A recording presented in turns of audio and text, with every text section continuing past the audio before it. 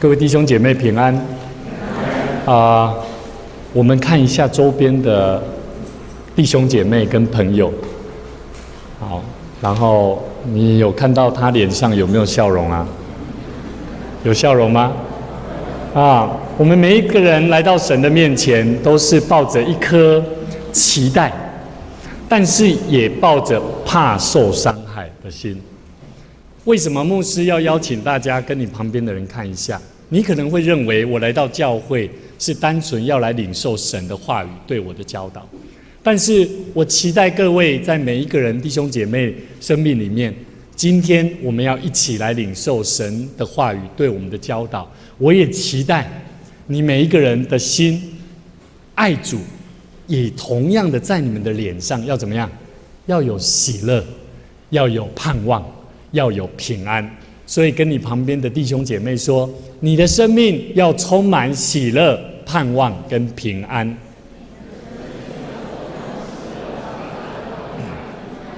这是我们每一个人来到神的面前，一辈子一生都要寻求的。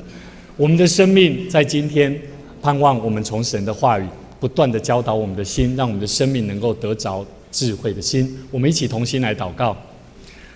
全能的阿爸父，我们的上帝，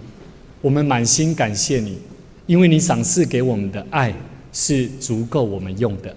因为耶稣基督已经为我们钉死在十字架上，流他的宝血洗净我们的罪，做无罪的羔羊，为了要拯救我们的生命，成为那圣洁的。主啊，我们谢谢你，我们要再次将我们的生命摆放在主你的面前，恳求你圣灵来引导我们，在今日每一个弟兄姐妹，我们的每一个人的生命都同样得着蒙福的祝福。我们在你面前献上我们的感恩的心，祷告，奉主耶稣基督圣名来求，阿们。今天我非常高兴能够来到富强教会，因为富强教会是我从在神学院实习，然后刚开始牧会，进入教会牧会实习的教会，也算是牧会的教会，也算是在我生命在结完婚在教会服侍3年，然后离开教会，开始独当一面去自己去牧养一间教会的一个非常重要的转捩点。富强教会是一个充满爱，也是有很多祝福的地方。我非常感谢神，让我在富强教会透过主任的牧师不是我们现在的夏牧师，是当时候的驻堂牧师，能够带给我很多的鼓励跟引导，帮助我，让我在整个牧会牧养的过程里面，学习到我的眼界被开启。跟你旁边的弟兄姐妹说，在你的生命当中都会有一个好的领导者。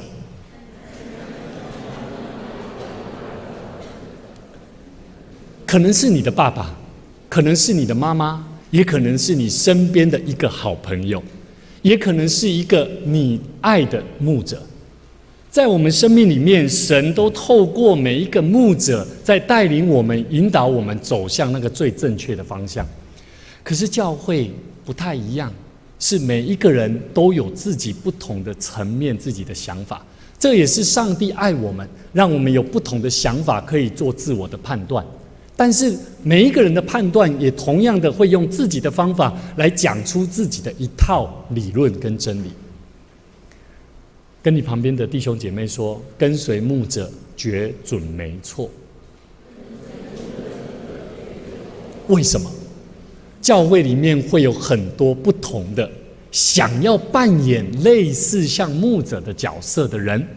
会引导你那个牧师讲的不要听了啦，他那个方向有问题啦。我跟你讲的这个才是圣经里面所讲的。我曾经在牧养的教会里面，有弟兄姐妹曾经这样子在敌对牧者，敌对教会，敌对主耶稣。我告诉弟兄姐妹，为什么跟随牧者准没错？因为牧师要不要祷告？要不要？他走错了，他对谁负责？对上帝负责。所以你跟牧师走错路了，上帝会不会原谅你？上帝会啦，我相信上帝会，但是上帝不会原谅这个牧师，不会原谅这个牧者他的仆人。这在我奉献我的生命要做一个牧者的时候，我发现在教会里面我们要谈爱，而不是谈谁讲的才是对的。今天我们要一起看这个主题，叫做扩张眼界的祝福。在每一个人来到教会里面，你必须要把你内心里面自认为对的事情，暂时先把它放下，你的心才会足够的谦卑去领受上帝要对你说的话。可能你会觉得说，哇，这位牧师怎么一来就叫我跟旁边的人说什么说什么？我曾经在牧会的时候，有一个姐妹，私下就寄了一封信给我，写了一大篇，其中有几句话说了，我回复给大家听。她说：“吴牧师，你讲的道我非常感动，但是我来教会是要听神的话，不是要听你告诉我跟旁边的人说很高兴见到你。”我不知道他的意思，可是我懂他心里面的难处，是他没有办法面对人，他有办法面对上帝。各位弟兄姐妹，我们每一个人的信仰，我们有非常多对圣经的认识跟了解，但是我们在神的面前，我们是否可以成为一个愿意把心打开，让神的话语进到你心里面来改变你生命的人？所以再次跟你旁边的人笑一下，好，笑一下。好，我们一起宣告哈，上帝是爱我们的上帝，上帝是拯救我们的上帝，上帝是赏赐丰盛恩典的上帝，上帝是赏赐我们力量、赏赐我们智慧的上帝。所以不用怕，来到神的面前，不管哪一个属灵的长辈对你的教导，你只要相信这是神要对我说的话，我愿意，求神来帮助我。各位弟兄姐妹，我们再一次宣告说，美好的信仰生命需要先有开阔的眼界。一起说，美好的信仰生命需要先有开阔的眼界。你会想说，我今天想要骑这个好的车子，我想要用好的笔，我想要住好的房子，是不是一个美好的想象？是不是？但是你如果没有一个眼界看到自己的困难，甚至没有看到你所需要面对的困难跟挑战是什么，请问你有办法得到吗？有办法吗？没办法。就好像什么？一个孩子，你还在念书的时候，当你在念书的时候，你没有用功去看清楚这个问题的答案跟解决的方法，你没有办法去得到一个好的答案。我记得我在国中的时候，我成绩不好，那准备被编到这个牛头班的时候，我的妈妈她带着我去向我的老师求情啊，希望我能够继续维持在好的班级啊。那个时候还有牛头班，那我看到我妈妈已经好像跟人家拜托，跟老师拜托，准备要跪下去的时候，我看到我就立定说，我要改变我的念书方法，我不能够再像以前的方法得过且过。我开始把我的想法跟我的眼界所看的开始不一样，我不再把那个好的成绩当作是无法达到的，而我重新改变了我的想法。当我开始在跟我的父母亲有一些争执的时候，我也开始在想象说，爸爸你怎么这样？我以前越恨我的爸爸，因为我爸爸很凶，我也不喜欢我的妹妹，因为我妹妹成绩很好，所以我会嫉妒，我会讨厌那些成绩好的人，我讨厌那些比我厉害的人。可是神告诉我，你愿意改变，让重新看见你的生命的价值吗？你有没有把你的心打开？所以告诉你身边旁边的弟兄姐妹说，今天你来对了，对了，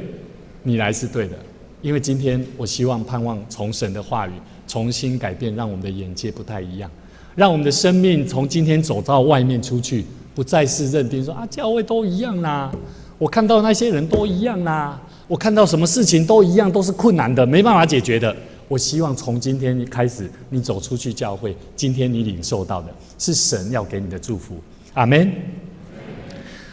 在教会里面也是这样，神告诉我们，透过耶稣告诉我们说，你的财宝在哪里，你的心也在那里。圣经里面我非常喜欢看耶稣在教导门徒的话，在耶稣教导门徒，他是告诉他们，你的财宝在哪里，你的心在哪里，并不是告诉我们你的心在哪里，你的财宝就在哪里。大部分我们的想法比较合理的解释是，你的心在哪里，你的钱就会在哪里，对不对？但实际上耶稣告诉我们不是这样，是你的财宝投入了，不管你要不要，我就是投上去了，我的心就到了。我分享一个见证，在我10年前我发生车祸以前，我的母亲告诉我，这一笔钱你在台中如果有弱小的教会，你一定要去帮助他们，这一笔钱你自己去灵活运用。我就说好，感谢主，我的妈妈愿意这样拿一笔钱让我去奉献给教会。可是我跟她讲完，就从此没有下文。一直到我发生车祸之后，我有一次再接到一通电话，告诉我说，吴先生，你在网络上有购买一件东西哈，那个钱好像没有进来，你可不可以再汇一下？然后我汇了1、2笔以后，发现还是没有，他就告诉我，来，你不用紧张，把你的钱全部领出来。我就真的把它领出来了。领出来了以后呢，我有看到，你有没有看到你的钱在你手上？我说对，那你现在再把它放进去，按照我操作的方法做。我也照做了。你可能会觉得我很傻，可是当时候我是刚出过车祸，脑部受撞击的人，那个脑部思维的判断能力实际上是没有的。当时候我就这样子一而再再而三的，就把我的身上所有的积蓄，将近快到20万，全部都把它付之一炬，全部到诈骗集团的手中。各位弟兄姐妹，我的心知道，我的心在哪里？我知道以后我妈妈在告诉我，这笔钱就是要拿来奉献的。以后我有看到了，我再拿去奉献。可是神告诉我不是这样，是你的财宝就是先放了就对了啦，不用想那么多了。所以跟你旁边的人说，今天大桥教会募款，不用怕奉献。不要怕奉献哈。为什么呢？今天没有带钱没关系，因为下个礼拜之后，你只要有负担，心里有负担的，你都可以预购我们的义卖品。各位弟兄姐妹，我要告诉我们一个很重要的一个真理，在我们今天所看的圣经节里面，圣经里面的话说，要扩张你帐幕之地，张大你居所的幔子。帐幕在当时候的以色列百姓，他们没有教堂，他们必须透过帐幕搭建的一个舞台，在那个地方做洁净，然后做敬拜神的地方。可是呢，他们会做迁移，就是譬如说这里的羊可能没有草可以吃了，他们居住一段时间没有办法再生存下去的时候，他们会必须做转移。那在整个的过程里面呢，圣经里面透过上帝透过以赛亚先知告诉以色列百姓，应当不要看当时候你们是在异乡，而要重新回归到新的，也就是上帝为你们预备的耶路撒冷，回到你们原先的故乡，去重新搭建神的地方。所以各位弟兄姐妹，圣经里面说要扩张你帐幕之地，张大你所居所的幔子，这个意思是一个这个目标，是一个抽象的，是一个要我们重新去看到一个新的目标。而后面呢，他告诉我们不要限制它，不要限制。后面也说要怎么样？要放长你的绳子，坚固你的橛子。这个东西在告诉我们行动，告诉我们如何透过行动来达到我们的目标。所以各位弟兄姐妹，很多时候我们会把我们的目标放得很长，可是我们行动有没有做到？并没有。我们放得很远，可是我们做的事情还是保留在原地。那个橛子这个固定帐篷的简单说，固定帐篷的那根钉子啊，你把它钉在这个地方，可是你却把你的棚子拉得很远，请问这个棚子会不会慢慢又缩回来？你的居住的地方还是这么小。所以圣经的话，神透过先知以赛亚告诉以色列百姓，神要重新接纳他们，他们要重新兴盛，重新复兴，甚至要重新进到神所为他们预备喜乐的生命。各位弟兄姐妹，我们每一个人都有忧伤，每一个人都有生命的压力。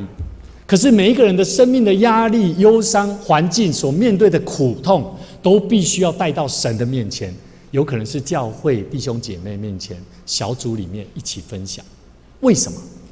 你们可能会觉得说，来到教会，为什么我要把我的东西告诉别人？我告诉上帝就知道了就好了。好，我们来看一段，这个如果有学过理工的理工科的应该会知道压力的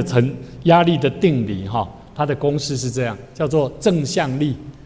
除以面积，就是受力的面积在每单位面积所受的正向力。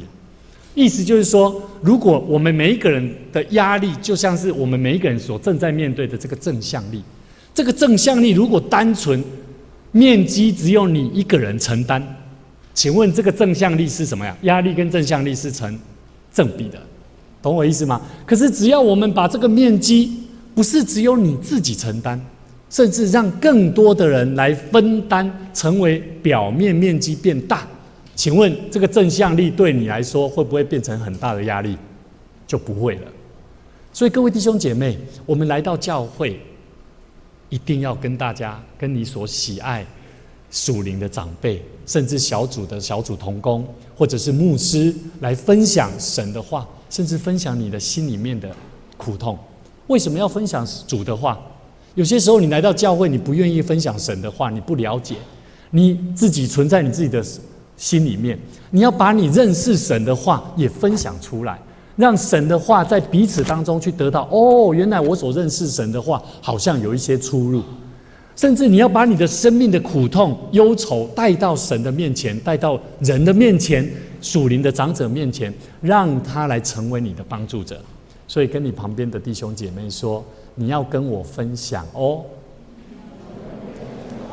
你要跟我分享一个人的生命，如果单纯只有认识神的话，没有跟人建立关系，那是非常的，我觉得非常的需要为他好好祷告。为什么？因为他活在他自己的世界，而且压力会很大。有时候遇到困难的时候，他真的不知道该怎么走。我以前曾经活在这样的世界里面，我很喜欢靠自己，我以为我是靠上帝，我觉得上帝给我很多的新的創意、新的想法、新的 idea。可是当我发现我遇到困难的时候，找不到朋友，我不知道找谁，我才知道说原来我身边有这么多的好朋友。我在我们教会在面对建堂的压力里面，实际上是有非常多的困难。当我们人的生命遇到压力的时候，我们会遇到这两个问题应该算三个问题。当你逃避压力的时候会怎么样？有些人是会选择自杀，选择在那边忧愁苦痛，甚至会选择毒品。那有些人他面对了，他愿意去面对他的压力，他的压力也是会有两条路出来，一个就是用暴力，一个就是带来动力，就是带来医治。什么是带来暴力呢？我记得我是3个孩子的爸爸，当我在面对孩子在成长的过程当中，有些秩序我没办法管理的时候，我会选择用什么？骂、打。做什么？不可以。因为我们怕他又学坏了，怕他又怎么了，甚至很多时候在那过程当中让孩子受伤了。所以各位弟兄姐妹，我们不要用情绪来认识信仰，而是要用神恩典的祝福来认识信仰。我们非常感谢神，让我们教会能够经历了很多在面对不同的压力里面来认识神。我感谢主，让我们在压力当中彼此就像互相分担的那个表面面积，而减少我们所面对的这个正向力。我相信在我们生命里面也同样要面对这样子的问题，有不同的压力，但是神都会带领我们一一解决。今天我代表大桥教会能够来到我们当中分享。大桥教会是一间上帝所爱的教会，这间教会有40-50个聚会的弟兄姐妹。我们在聚会当中呢，讲台的后面是厕所，所以每一个弟兄姐妹，他们如果要厕所，除非他们必须要走楼梯，那个是人讲那个北梯啊，不锈钢的楼梯，所以在踏楼梯的时候，在聚会当中就会听到嘣嘣嘣嘣嘣嘣。所以呢，有些人弟兄姐妹他们选择忍着不要上厕所，因为呢，厕所一个在讲台的后面。所以呢，弟兄姐妹他们必须，我就说没关系。如果弟兄姐妹，如果你们需要上厕所，你们可以跟招待同工，他们可以从前面来哈，牧师就知道了。好，你没关系，上厕所很重要。可是有没有人敢这么做？啊，如果现在今天厕所就在外面，就在后面这边，没有其他都没厕所了，你敢这样做吗？好像没有人敢，就是真的是这样。每一个聚会的弟兄姐妹，他们遇到这样的问题我身为牧师，我也在想，这间教会神要重新带领大桥教会进入什么样子的地方？每一个弟兄姐妹都在想，牧师，我们是不是应该要换个地方，或者是重新来思考重建的道路？感谢主，神也提醒我，在建堂的时候不要早，不要快，而要好好的牧养每一个弟兄姐妹是否同心一起建造。所以跟你旁边的弟兄姐妹说，祷告很重要，而且要同心的祷告。所以每位弟兄姐妹，牧者提醒他，现在还不是时候。可是当我觉得时候到的时候，就在去年的年初，也就是在过年的除夕夜那一天晚上，我又得了脑膜炎，住院了。我有认识我的应该了解，我在10年前车祸，大概每2年都是连续都在过年的时候都是脑膜炎住院，然后都是神很恩典的安排。在去年的时候，我们正准备打算要来建堂的时候，刚好就是发生了脑膜炎，牧师进入医院，然后长老同工就开始说怎么办？教会说要建堂，我就是告诉他们，你们好好去处理一下教会的产权问题。当时候就也因为这样子，神告诉我你慢一点，所有的长老同工他们就开始动起来了。所以在整个过程里面，神就这样预备，让我们的教会透过了解教会的问题，甚至学习怎么面对。之后我们就进入一个新的阶段，什么阶段呢？就是在去年我们打算把教会卖掉，我们才有足够的钱才能够建堂。因为教会本身只有100多万的教会发展基金，所以当时候我们每一个弟兄姐妹就想说，那我们把教会卖掉，所以我们必须要了解教会的产权、财产的问题。所以呢，当时候我们了解到，原来这间教会的产权是在民主路教会。也感谢主，透过民主路教会他们全体会友的同意，说好，因为我们教会是民主路教会所开拓分社出来的。好，所以这个历史就简单是这样带过。所以当时候民主路教会也领受到上帝的恩典，感受到说，哇，大桥教会他们有想要建堂，那么我们就支持，让他们把教会这个建筑物把它卖掉。当时候卖掉，后来折合下来，我们总共进账了900万，900万再加上我们的100万，我们就有多少？就有1000万。当时候的情况是，我们教会台湾的长老教会的教会建筑物必须有一个叫做有总会他们的一个规定，你必须要找一个比你原先的教会还要大，而且不能比还要小，一定要大，而且有发展性的潜能才可以建堂。所以呢，当时候我们就想说应该没问题了，因为我们的位置就正好在台南的总图，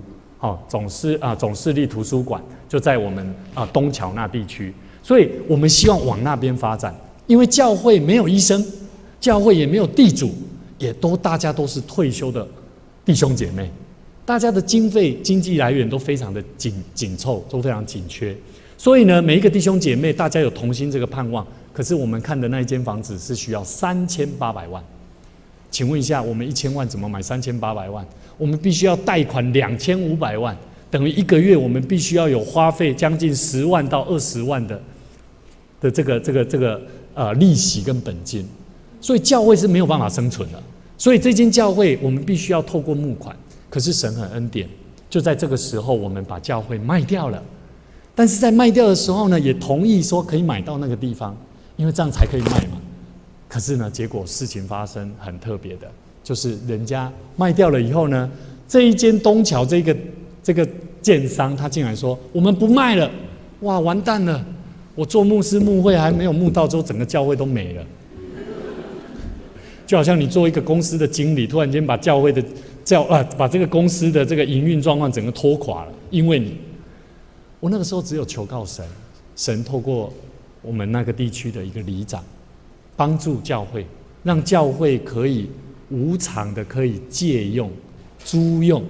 活动中心，所以我们在活动中心聚会了5个月，从去年的12月第2个礼拜到今年的3月期间，我们就在这边聚会。有一次在聚会当中，因为到3月的时候，那个时候我们已经购买到我们待会会看到我们新堂的地点，我们当时候已经买了，可是呢，我们一直没有行动，继续祷告，继续为了建堂工作，继续行动。当时候呢，有一个姐妹她在活动中心昏倒了，我吓到，因为那是我的亲人，她昏倒了，我看她的脸色真的，我们做牧者办过很多丧事，看到人的脸大概会知道，哇，糟了糟了糟了。我心里好紧张啊！怎么会在这个地方，在这个时候，我的亲人发生这样的事情？后来私下，因为可能天气太热，后来回到家里，我透过周间还安全无恙。我去探访的时候，我就问他说：“因为他是我景婆啦，就是我这个叫姨婆，我就说姨婆，你为什么在聚会当中昏倒了？”姨公委员，我跟你讲，我去到每一间教会。只要神在告诉我什么事情都透过这个方式，很奇妙。教会在这个地方使用，我们教会所有的东西也都是放在他楼上里长的办公室，这个不要说出去不可以说出去，会让里长难做人。我非常感谢主，神就是透过这么恩典的事情，在帮助祝福大桥教会建堂的道路。今天我们看到这个 PPT 上面这些，有一半的人都是属于里长不是里长，都是里民中间中间这位就是里长他非常的关心我们教会在那个地方的困难跟需要，我们也透过手做产品，能够来带动教会本身的弟兄姐妹，还有在座的每一个里民我觉得他们非常开心。在整个过程里面，我感受到神真的是很恩待我们上帝的教会，而且每一个弟兄姐妹。后来呢，我们在买到的地方就是现在在大桥国小跟国中的这个中心点。那这个地方呢，它的建筑非常特别，因为它是楼中楼，而且全部都是大理石，旁边所有的建筑物都是一般的民宅，透天民宅。但是唯有这一间，因为这一间当初是高清院这个统一的副总经理他是高清院的这个他们的建商所盖的，所以在整体的建筑物上面非常适合做教会。那目前呢，我们在教会是在增设这个电梯啦，那把2楼有阳台的这个地方进去就是会堂，所以现在我们目前都是在它的建筑进去也都是非常好的一个建筑，非常适合做教会。那我们也希望把我们从新的位置带到新的地区，也能够将福音带出去，能够跟每一个弟兄姐妹，每一个需要主的拯救的灵魂，能够进到神的面前。我非常感谢神，让我们每一个人在这个过程里面领受到神的恩典。教会我们目前我们买到这间建筑物是2500万。我刚刚有讲到教会原先我们后来卖掉房子是多少？1000万，对不对？那2500万扣掉1000万剩多少？1500万。所以我们向玉景互助社借了1500万。那教会本身需要装修，我们原先是不想要装修的，因为没有钱，我们打算就先买了，就先在那边聚会就好了。可是神就是透过我的那一位姨婆，她昏倒也因为我们在选购这间房子的时候，透过台南中会的这些众牧长，他们协助我们在谈议价当中获得了那100万，那100万刚好可以来做电梯，当然是不够了。可是我们就凭着信心，到目前为止，我们所募款到的款项真的是足够我们用。就是我们到目前从3月开始募款到现在，我们的装修费用其实已经快完成了。那其实左手边这个区块1500万，还需要请各位继续为我们代祷跟关心奉献。在明年4月开始，我们每一个月大概就要有除了10万块的利息跟本金，我们教会正常的营运状况也要有10万块的支出。所以1个月的教会需要支出要多少了？20万。好，所以这让大家了解，我们在关心一间弱小教会，我们也要了解它的经费来源跟困难在哪里，我们才有办法去告诉我们身边有些没有来到我们当中的弟兄姐妹，如何来关心大桥教会属神的教会。各位弟兄姐妹，当我们在神的面前，我觉得神很恩待我们。当我们在装修里面，这一位旁边这个施工的师傅他本身呢，在做完的时候看到我们旁边有一些义卖的鞋子这些义卖的鞋子呢，是牛头牌的老板，他是基督徒本身我去到这个魏老板旁边，他88岁，真的是不一样。这个企业家就真的不同，他就说了一句话，他说：“你们长老教会难道不能帮助你们吗？为什么还要来跟我们就是希望能够透过他的鞋子来做义卖？”我就说，各教会的困难都是各教会要去承担，各教会的弟兄姐妹要同心祷告去承担，并不是大间教会他就要一定义务要帮你，没有那回事。所以这位魏老板他听我讲完这句话，他就说：“好了，牧师，我捐赠500双鞋子给你们。你们卖得出去，就是成为你们教会的建堂基金。好，那之后呢？如果你愿意继续卖500，你预备1000双，我就送你500双，好不好？好不好？好像不太好你们好像不觉得好，我觉得太好了，因为不用成本的，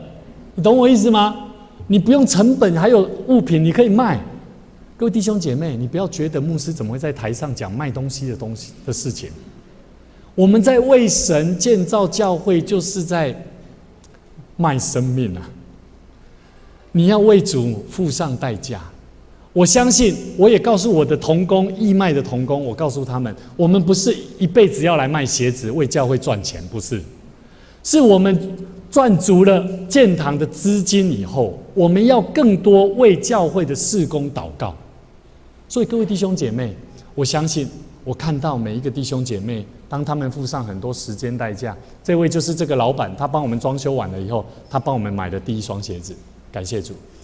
这是我们所有在义卖当中，今天我们在楼下有一些我们的义卖品，有这些桃花心木都是透过这些弟兄姐妹，他们在粘这个矽胶枪都是会被烫到碰趴的。你去看他们，你去问他们，他们都会跟你分享。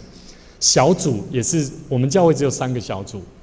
，3个小组里面有一个小组，他们每一个礼拜一，他们就会来到教会制作这些义卖品。所以他们的用心，他们在那边分享，他们的用心在那边体验上帝怎么样透过他们的行动来见证神所赏赐的丰盛。所以这些鞋子，待会你下去会有2款，这2款鞋子呢，一个是600块，一个是200块。600块的鞋子呢，就是你量完你的尺寸，我们楼下有那个快速可以量测你的脚长，然后上面会有标示尺寸。只要你600块的，你量完你的尺寸，假设是7号的，那你就记得你拿200块的鞋子就要拿几号？拿6号，懂量完以后，你就可以我们的同工也会帮你看，也协助你。今天跟你旁边的人说，今天没有带钱没关系。今天没有带钱没关系，因为今天刚刚好第一堂牧师下去，我非常积极的邀请各位弟兄姐妹支持大桥教会这些义卖品。那有些弟兄姐妹就说我今天都没炸钱，今天收窄都开了，没关系，我们还可以预定那你们有看到牧师胸前有这个胸花我们大部分这个胸花都是用在这个什么时候？婚礼呀，或者是主婚人呐，有没有？那其实我觉得我带了好几次这样子募款我发现真的，我们来到主的面前，你会不会穿漂亮的衣服会不会？那为什么我们不能够在神的面前为主别上一朵我的诚意的胸花，在神的面前，不管是让人看到我的人，因为这一朵花也看到哇，你非常的不一样好，所以我觉得我们在神的面前，这些花哈，这些胸花哈，在外面卖没有那么便宜，是纯手工的，是我们教会的代义长老，他非常用心。那这是他们所在制作的这个叫做没有农药，而且没有防腐剂的这个泡菜。我们待会请各位务必，如果你们没有这个食物过敏的，邀请各位务必每一个人，请你们跟我们的同工说，我要试吃一份。好，不要转头就走了。跟你旁边的人说，不要转头就走。赶快讲一下，不要转头就走。我们来到神的面前，我们面对人都会有一个最大的问题，就是我们不敢直视一个人3秒钟。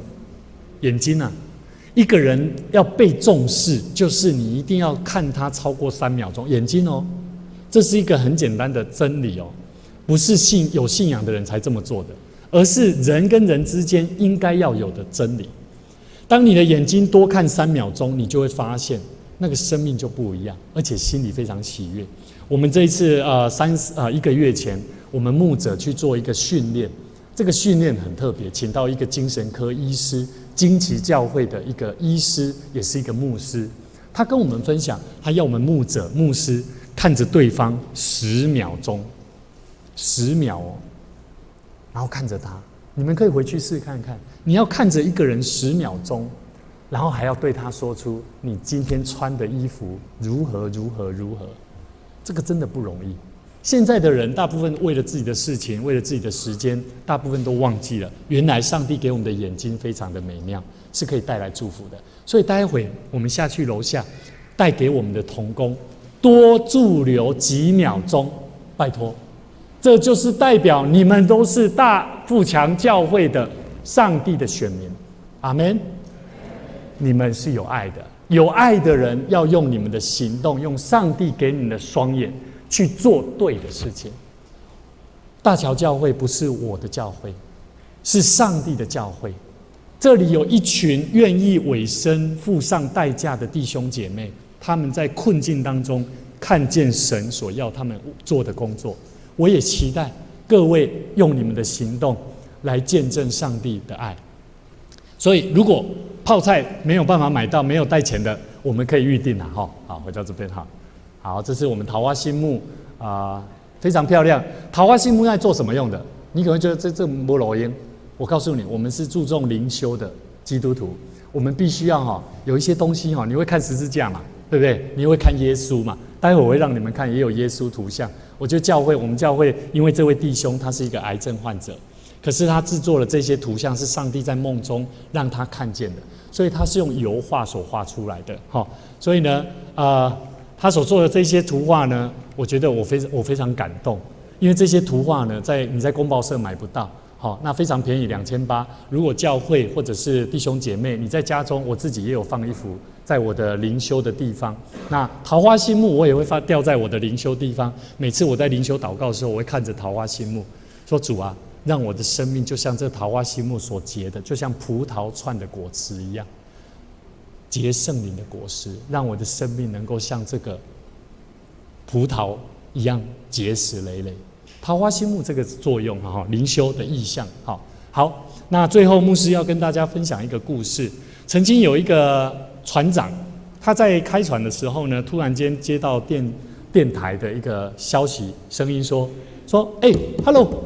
你必须要把你的船只调整往右往左都可以，往一个方向调整3度。这个将军的船长他也很不客气说，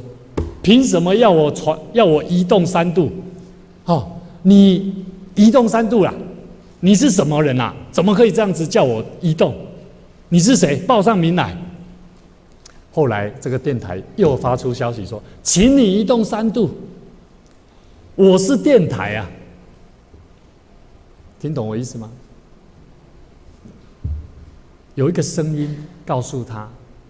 他以为是什么？不是电台，他说我是灯塔。这个电台的声音后来告诉他说，我不是谁，我是灯塔。如果你不移动3度，你会怎么样？你会撞到了嘛？各位弟兄姐妹，在我们生命里面，我们都会像这个光一样，我们希望看到光，我们希望神为我指引方向。可是神有些时候透过某些属灵的长者，在告诉你话，你不愿意听啊，你就时常去碰壁啊，懂我意思吗？我小时候有些时候我不想听我爸爸妈妈跟我讲的一些话，我是碰壁之后才怎么样，才得到经验啊。所以这个道理，这个真理很重要，在我们生命里面，神告诉我们，我们的生命有新的意向、新的方向，是在灵修里面，在每次寻求神当中去听见主的声音。所以不是只有光让你看见而已，而是神会告诉我们。所以我记得我们在每一次我在帮一些临终的病人准备要临终的病人，通常我们会告诉他，等你看到了那个光，你就要听到一个声音，神会告诉你怎么走啊！你记得哦，你要注意听哦，我跟你讲哦，我跟你讲哦，你看到光的时候，你就往那个方向走。我告诉他的是声音，听懂了没？可是如果我没有告诉他，他只是看到光，他可能会怎么样？他可能会畏惧哦。有些人会畏惧哦，有些人看到光，他不愿意面对光，他的生命时常活在阴暗面，他不想要面对光。所以我们通常要告诉他，声音是帮助我们引导我们走向正确的路，不是单纯只有光。所以神的话不断的在提示我们，在提醒我们。愿神的话帮助我们，让我们学习在生命里面建造一个属神所爱的。或许在我们生命里面，我们会有很多苦痛，但是凡流泪撒种的，必怎么样？欢呼收割。神也告诉我们，爱神所为爱他的人所预备的是眼睛未曾看见，而且人的耳朵也未曾听见，人的心里面也未曾想过的。愿神的话丰盛我们每一个人的心，让我们的生命里面时常看见神所带领我们的意象，教导我们，让我们做最好的判断，就是把我们的心开阔，让我们追寻那神所为我们预备的。我们一起起立，一起来用这首诗歌，新的意象，新的方向。神教导我们在生命里面有许多，每一次的敬拜不单单是开口赞美神，更重要的是让我们每一个人的生命而去得着被神的灵所摸着，让我们的生命能够再次看见神要我们走在合神心意的道路上面。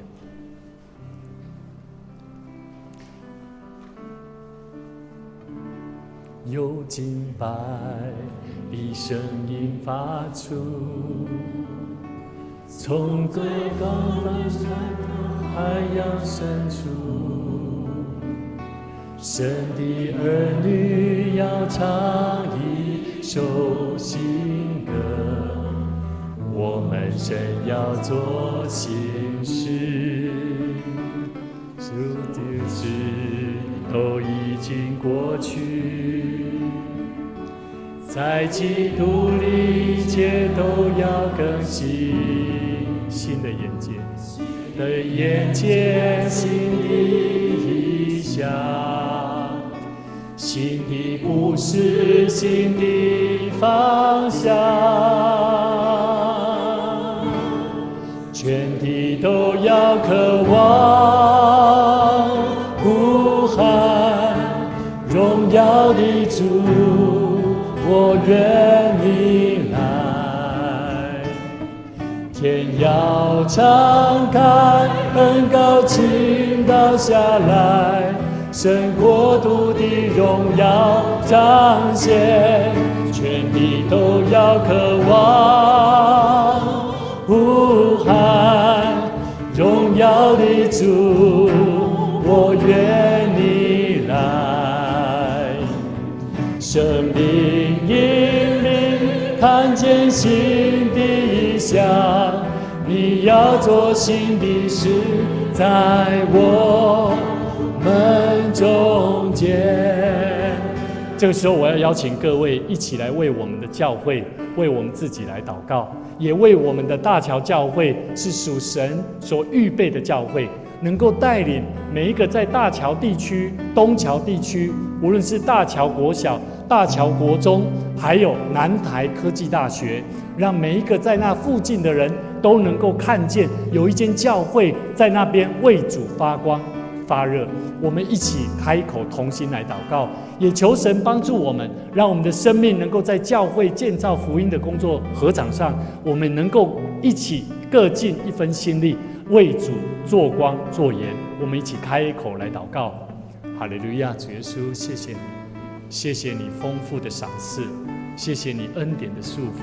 让我们的生命能够不断在你的恩典当中，能够领受更多丰盛的祝福。主耶稣，我们谢谢你，让我们领受的恩典不是单纯白白的恩典而已，也同样的，我们愿意将这份白白的恩典分享给更多需要主你的人。主啊，在这世上，我们能够成为主你所呼召拣选的百姓，我们更乐意将我们的生命摆在主你面前，来为主你所用。愿神带领我们，祷告奉主的名，阿们。